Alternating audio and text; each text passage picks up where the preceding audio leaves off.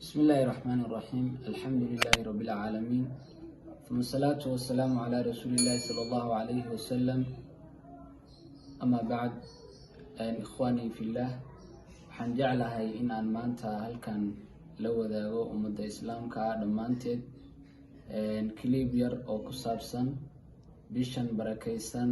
ee Ramadaan, khaasatan tobanka dambe oo ay ku jirto Laylatul Qadri. waxaan rabaa insha Allah clipkan inaan wax yar oo kooban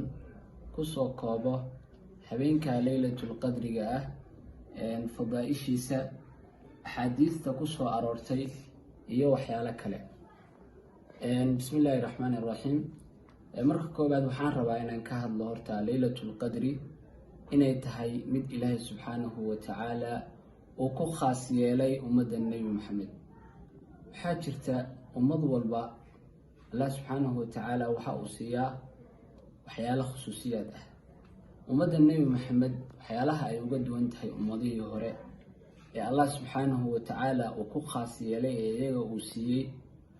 aad iyo aad bay u fara badan yihiin. axaadiistana way ku soo aroortay. fadaaisha marka ummadda Nebi Maxamed ilaahay uu siiyey iyo waxyaalaha ilaahay uu ku khaas yeelay waxaa ka mid ah Laylatul Qadri. waxaa jirta ummadihii hore acmaartooda ama qofka cumrigiisa zaa'id buu ahaa oo waa badnaa oo Allah subxaanahu wa tacaala cimri dheer ayuu siin jiray. laakiin ummadda Nebi Maxamed cumrigeedu waa iska kooban yahay, waa 60 iyo wax u dhow intaas, yacni sida majoritiga ah weeye. sidaa daraaddeed, maadaama cumrigeenu uu yar yahay, ayaa Allah subxaanahu wa tacaala waxa uu hibo noo siiyey habeenkan Laylatul Qadri oo kaaba ah, noona kabaya cumrigeeni yaraa. waa habeen haddii aan la nimaano acmaasha wanaagsan ay ka dhigan tahay acmaal aan la nimaanaynay 83 sano iyo dhowr bilood. Allah subxaanahu wa tacaala waxa uu ku tilmaamay Laylatul Qadri inay tahay habeen ka fadli badan 1000 bilood. marka awqaada Allah subxaanahu wa tacaala ummadan uu ku khaas yeelay waxaa ka mid ah baan dhahnay bisha Ramadaan. bisha Ramadaan acmaasha uu qofku sameeyo Ilaahay subxaanahu wa tacaala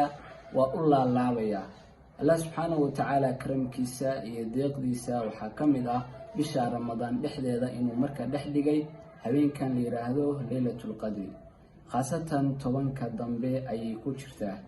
markaasuu Allah subxaanahu wa tacaala waxa uu ka dhigay cibaadada la cibaadaystay habeenka Laylatul Qadriga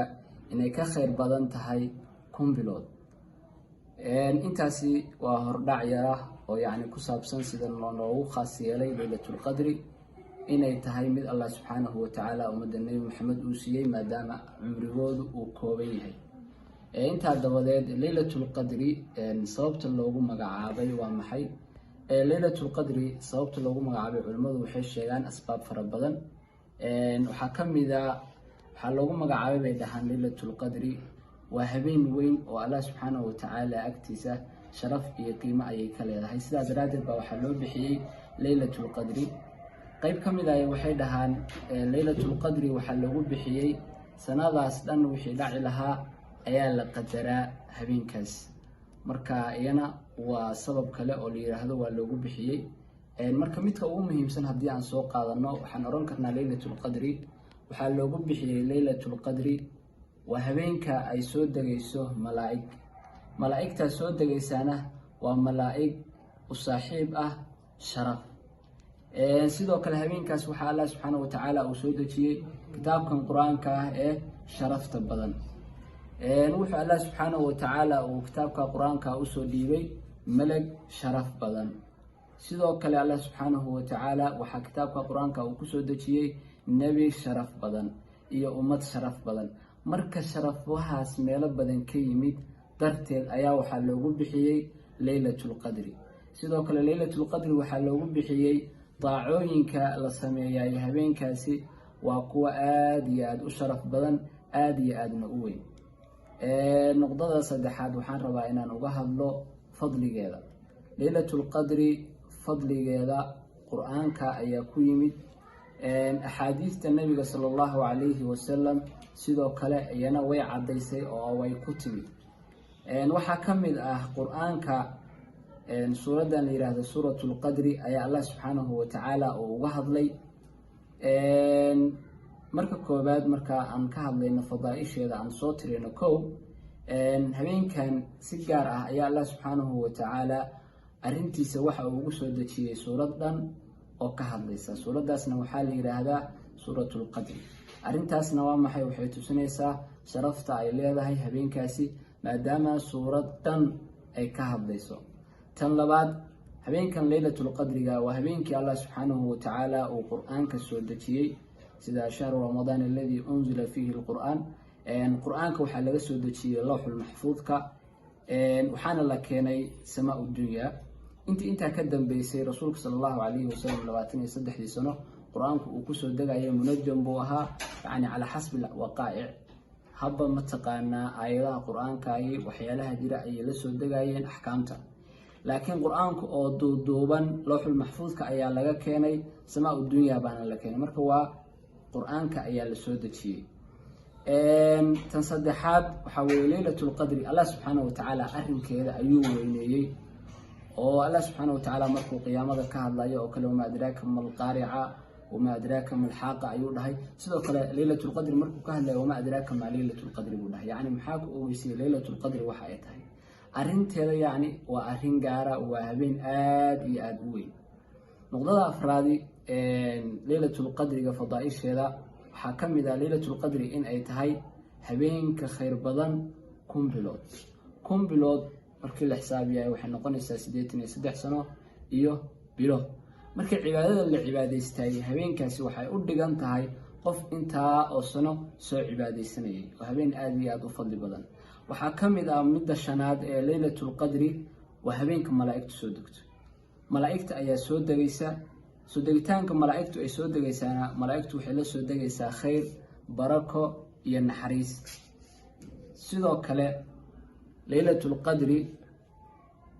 waxa weeye habeen salaamo ah waa habeen nabadgelyo ah Allah subhanahu wa ta'ala waxa uu ku sheegay habeenkaas inay salaamo tahay adoomadu ciqaab iyo cadaab intaba ay ka nabadgelayaan tan toddobaad laylatul qadri marka fadaaisha hadda aan soo tirinay waxa laga faa'iideysanayaa suuratul qadri markii aad fiirisid ayay intaasba ku wada sugan yihiin noqdada toddobaad yani aan kaga hadlayno fadliga ay waxa weeye habeenkii qofkii istaaga habeenkaas iimaanan wax tisaaban Allah subhanahu wa ta'ala waxa uu dhaafaa dambigiisa waa xadiiska Abu Hurayra warinaya man qaama laylatul qadri iimaanan wax tisaaban ghufira lahu ma taqaddama min dhanbi qofkii istaaga laylatul qadri iimaanan wax tisaaban Allah subhanahu wa ta'ala waxa uu dhaafaa dambigiisa hore hadaba fadaaisha ay leedahay laylatul qadri quraankuna sida uu uga hadlay axaadiistuna sidaas ay uga hadleen xarawa marka inaan ku xijiyo laylatul qadri bisha ramadaan ay ku jirtaa sax waxay ku jirtaa 10ka dambe in laylatul qadri 10ka dambe ay ku jirtaana sunnada nabiga sallallahu alayhi wasallam axaadiista ayaa rasuulku sallallahu alayhi wasallam noogu tilmaamay hadaba rasuulku sallallahu alayhi wasallam xadiis fara badan ka soo aroortay oo tusinaysa laylatul qadri 10ka dambe inay ku jirto laba xadiis oo kamid ah ayaan soo qaadanaya xadiiska koobaad Aisha ayaa laga warinaya Aisha waxay tiri rasuulka sallallahu alayhi wasallam uu dadaali jiray 10ka dambe ee bisha ramadaan dadaal uusan dadaali jirin maalmaha kale yani 10ka dambe ee bisha ramadaan markii la gaaro rasuulku wuxuu bixin jiray juhdi iyo dadaal dheeri ah ayuu bixin jiray xadiidkaasna waa xadiid saxiix ah xadiidka labaad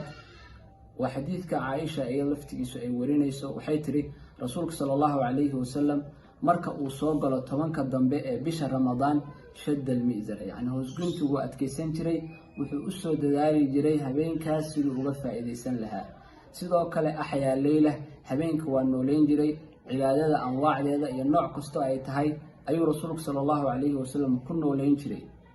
sidoo kale ayagada ahlkiisana nabiga sallallahu alayhi wasallam waa baraarujin jiray labada xadiis marka waxa ay tusinayaan rasuulka sallallahu alayhi wasallam uu noogu cadeeyay laylatul qadri 10ka dambe ee bisha ramadaan in ay ku jirto hadaba 10ka dambe markay ku jirto waxaa jirta tobanka dambe awtaartiisa laba qaybood baa tiradu ka kooban tahay, kuwana shafci waayo kuwana waa watri. shafciga waxaa la yidhahdaa tirooyinka isleeg, laakiin watriga waa tirooyinka isdheer sida 21, 23, 25. marka waxaa jira axaadiid nabiga sallallahu calayhi wasallam ka soo aroortay tusinaysaana laylatul qadriga in laga baaro oo ay ku jirto tirooyinka isdhaadheer.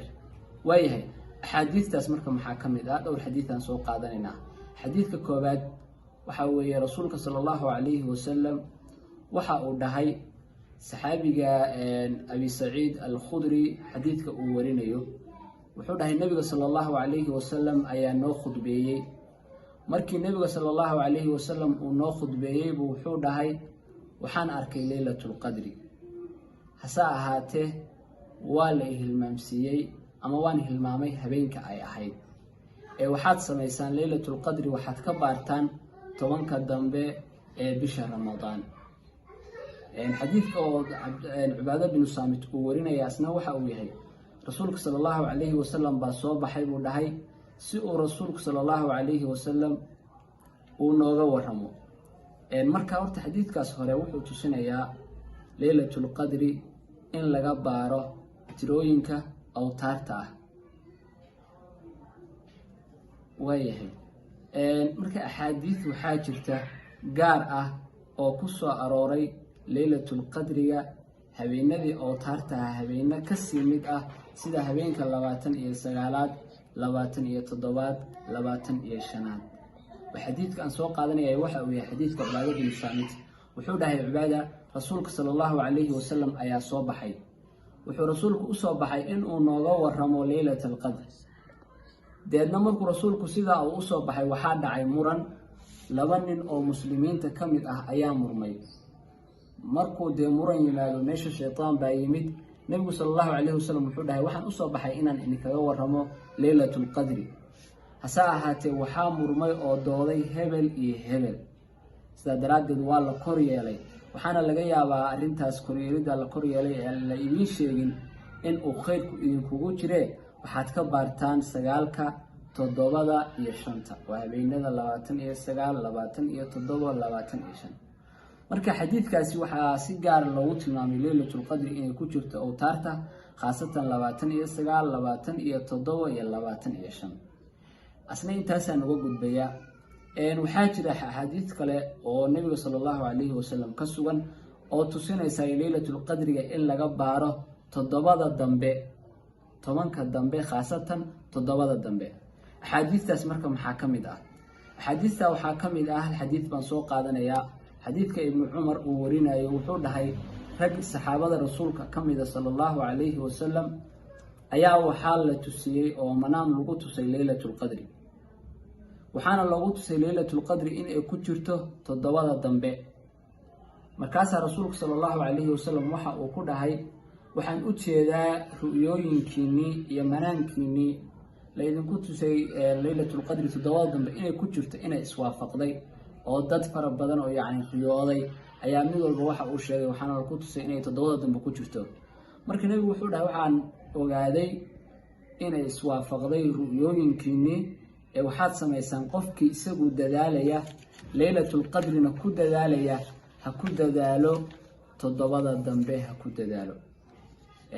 xadiistaas marka waxa uu tusinayaa laylatul qadri inay ku jirto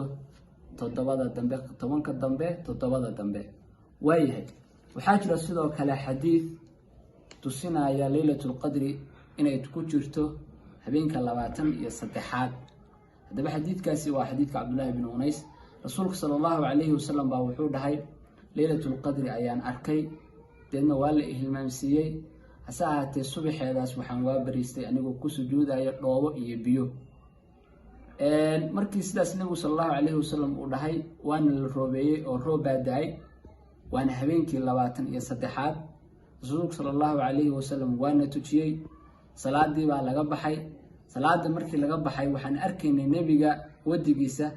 raadkii iyo athartii dhoobada iyo biyaha iyada oo saaran. sidaa daraaddeed baa cabdullaahi bin unays wuxuu dhihi jiray habeenkaasi waxay ahayd habeenkii 23aad. haddaba markii nabigu uu dhahay laylatul qadri baa la itusiyo waa la ihilmaamsiiyey, hasaatee subaxeeda waxaan ku sujuuday dhoobo iyo biyo habeenka 23 inay tahay weeye waayahay xadiidkaas marka wuxuu ka hadlayaa inay habeenka 23 ay tahay waxaa jira xadiid kale oo ku soo arooray leylata 17 habeenka 27 waxaana lagu tilmaamaa arja layaalihi inay tahay habeenada yacni loogu rajo badan yahay leylatul qadri inay tahay habeenka 27 xadiidka kacab uu warinayo rasuulka sallallahu alayhi wasallam kacab waxa uu leeyahay leylatul qadri waan ogahay buu yiri oo waan aqaanaa cilmigeyga iyo ogaalkeygana waa kii rasuulka sallallahu alayhi wasallam waxay tahay buu yiri in uu rasuulka sallallahu alayhi wasallam uu na amray habeenka qiyaamkiisa habeenka sallallahu alayhi wasallam qiyaamkiisa uu na amrayna waa habeenka 27 sida daraadeed uu ku dhaaran jiray oo wuxuu ku dhaaran jiray in ay tahay habeenka 27 habeenka leylatul qadri inay tahay hadaba xadiistaas aan soo sheegnay dhammaan waxa ay tusinaysaa leylatul qadri in ay ku jirto 10ka dambe khaasatan awtaarta inay ku jirto haddaan ka gudubno marka axaadiista leylatul qadri ku soo aroortay waxaan rabaa inaan in yar sheegno intaasna waxa weeye waxaa caddaatay axaadiistaas ka caddaatay leylatul qadri 10ka dambe inay ku jirto haddana tirooyinka awtaarta inay ku jirto hase ahaatee axaadiistu waxay ku soo arooreen 23 27 29 marka qofkii isagu dadaalaya oo cibaadada u dadaalayay waxaa faran in uu 10ka habeen waa yar yihiin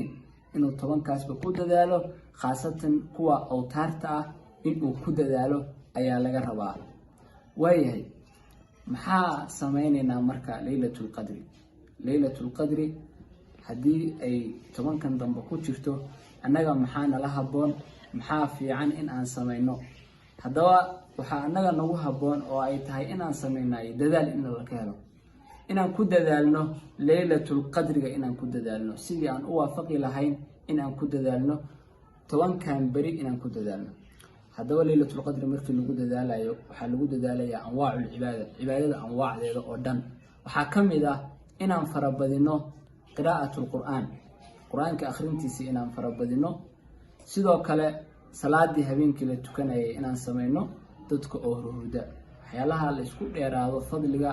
oo ay dadku ku kala hormaraan waxaa ka mid ah salaatu bil-layli wan-naasu niyaam dadka oo hurdayo qofku inuu soo kaco saq dhexe ilaahay dartii u soo kaco salaad uu tukaday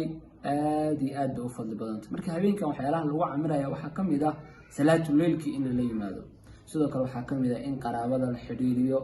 waxaa ka mid ah qulubta in laga suuliyo cuqdada